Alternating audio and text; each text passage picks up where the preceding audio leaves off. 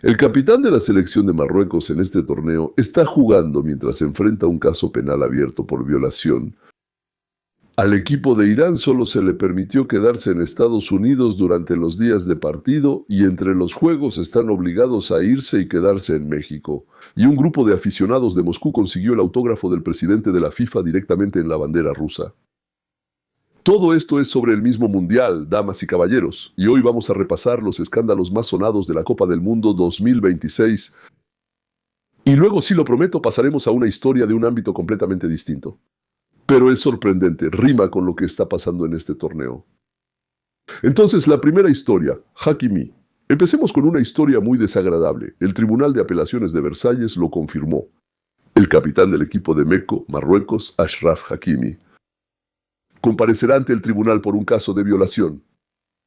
Todo comenzó en el año 23. El propio futbolista niega las acusaciones. El caso lleva varios años en proceso.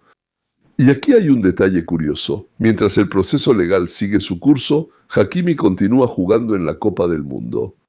O simplemente sigue adelante. Es el capitán, es el líder, es la cara de la selección de Marruecos. Los aficionados de la selección de Escocia no se contuvieron y lo abuchearon directamente en el estadio.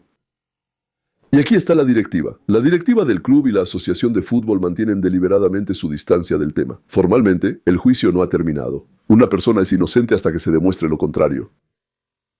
Y Hakimi sigue saliendo al campo como capitán. Una posición cómoda que te permite no tomar decisiones donde no quieres tomarlas. Segunda historia. La selección de Irán.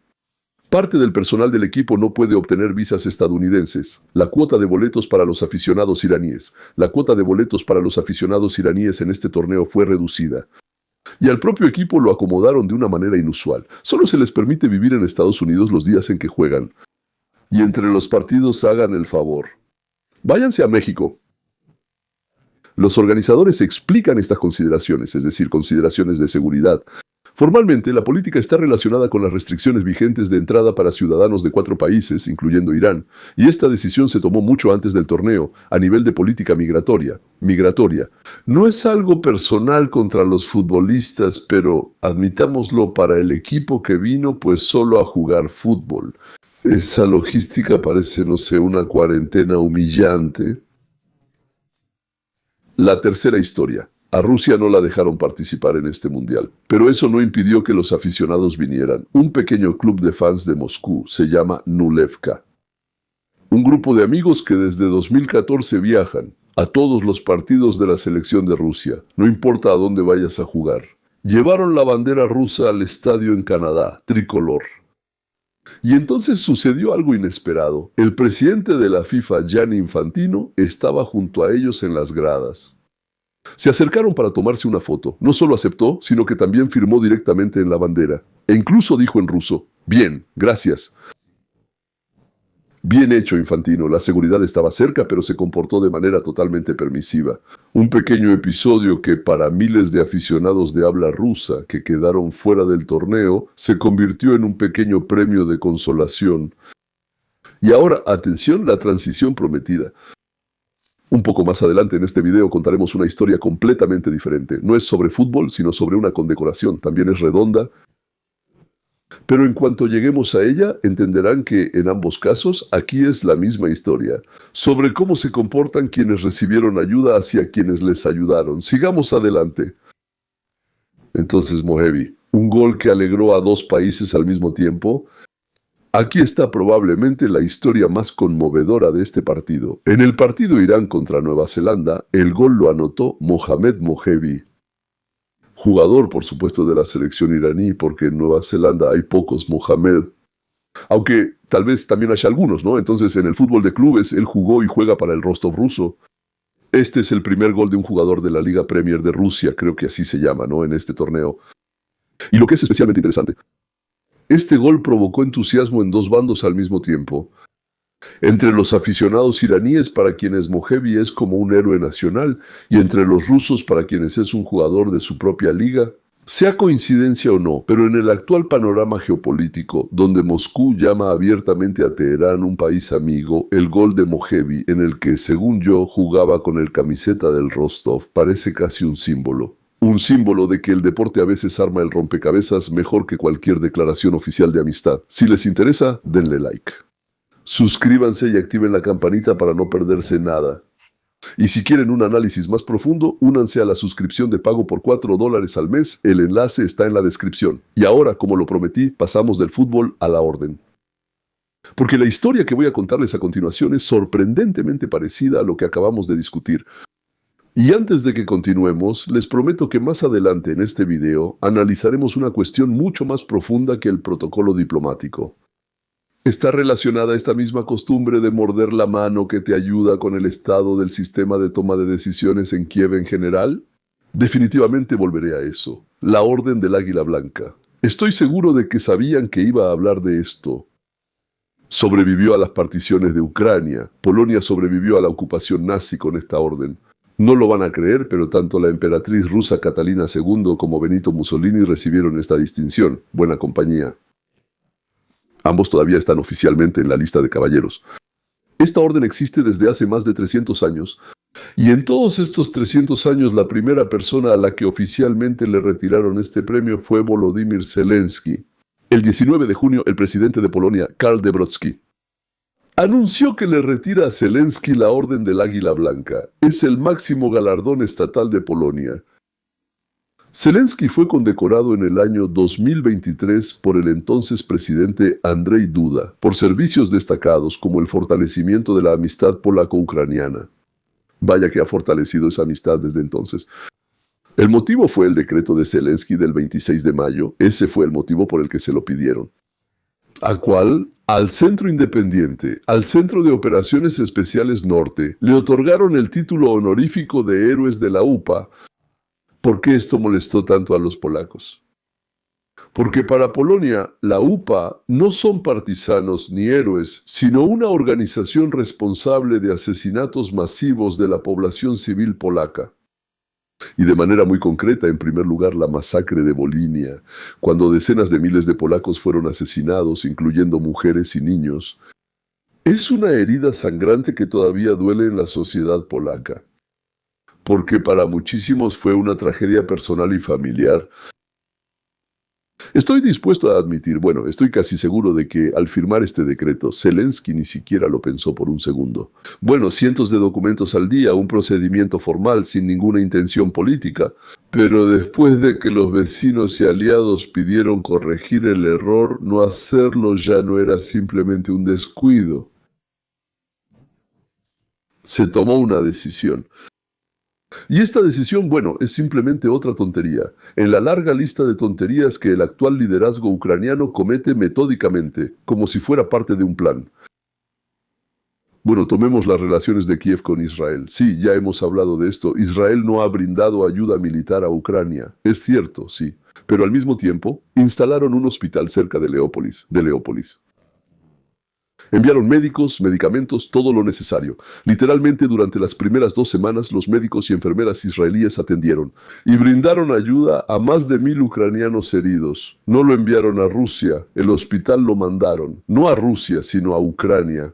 Pero podrían, para establecer buenas relaciones con Rusia, haberlo enviado a Rusia y decir, queremos ayudarles humanitariamente. ¿Crees que Putin se habría negado? Zelensky pidió ayuda a Israel.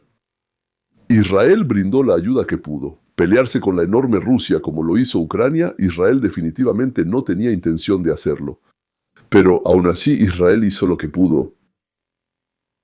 Y la diplomacia ucraniana al mismo tiempo, durante años, votó en la ONU a favor de resoluciones anti-israelíes. En contra de los asentamientos a favor de desarmar el arsenal nuclear de Israel, algo que solo apoyaban unos pocos países en el mundo. Y principalmente aquellos que son abiertamente hostiles hacia el Estado judío. En febrero de 1925, curiosamente, Israel decidió por primera vez votar en contra de una resolución que la propia Ucrania presentó en la Asamblea General. Ya no son iniciativas ajenas a las que simplemente llegaron y firmaron. Ahora son ellos quienes las presentaron. Tal vez sea una coincidencia, no lo sé. Tal vez le estaban pasando factura.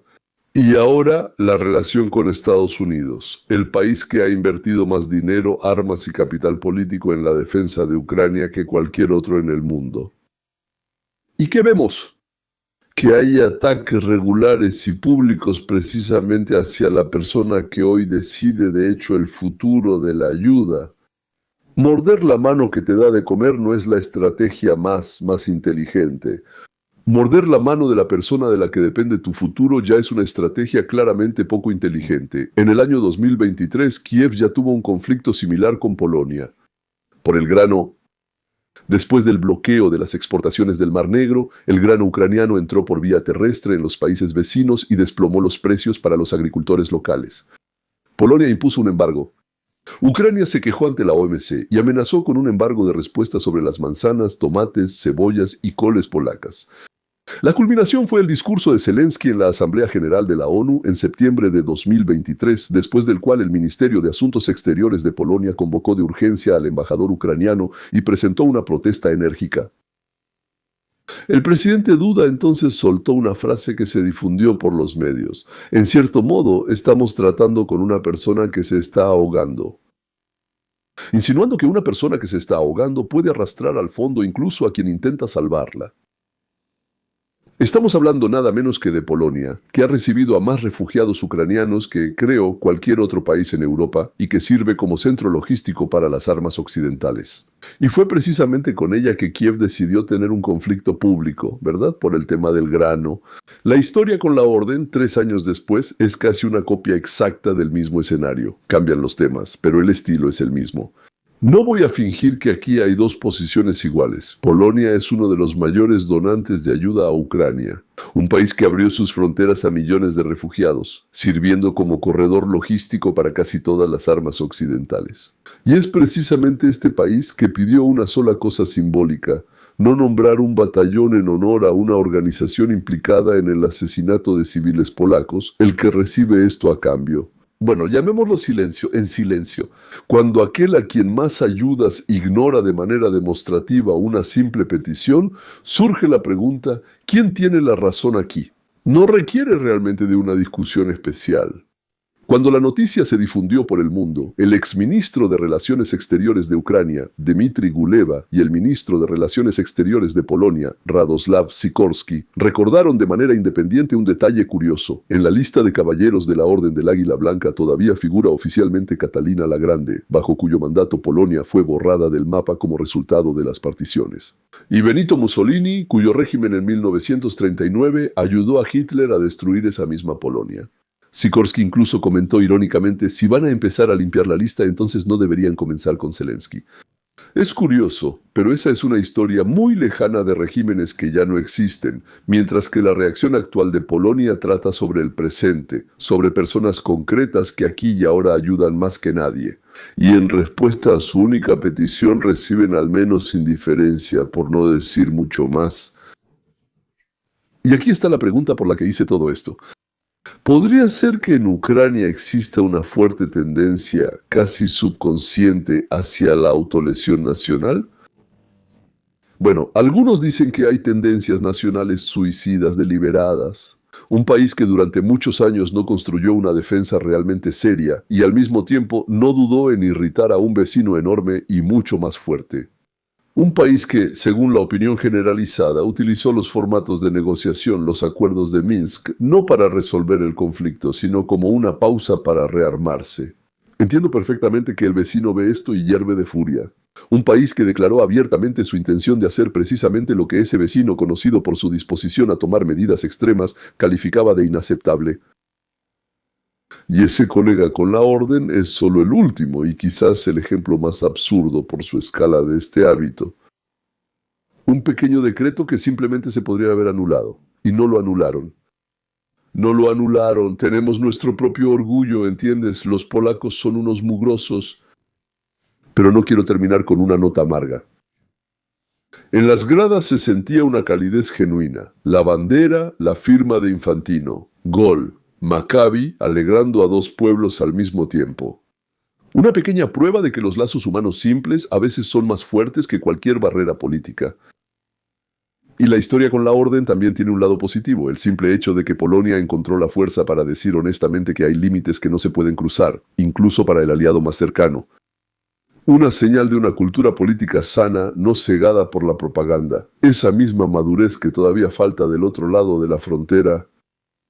Las pequeñas y desagradables lecciones de los verdaderos amigos son precisamente lo que, con el tiempo, puede cambiar el estilo de gestión. Esperemos que esta lección se aprenda antes de que llegue una mucho más seria. Si quieren no solo noticias, sino entender las razones de lo que sucede, tengo un segundo canal llamado Hoja de Ruta hacia la Libertad. Ahí publico análisis 2 veces por semana. Mucho más profundos. Y no solo sobre lo que pasó, sino por qué y cómo se puede arreglar. Y señores, suscríbanse, el enlace está en la descripción. Hasta la próxima.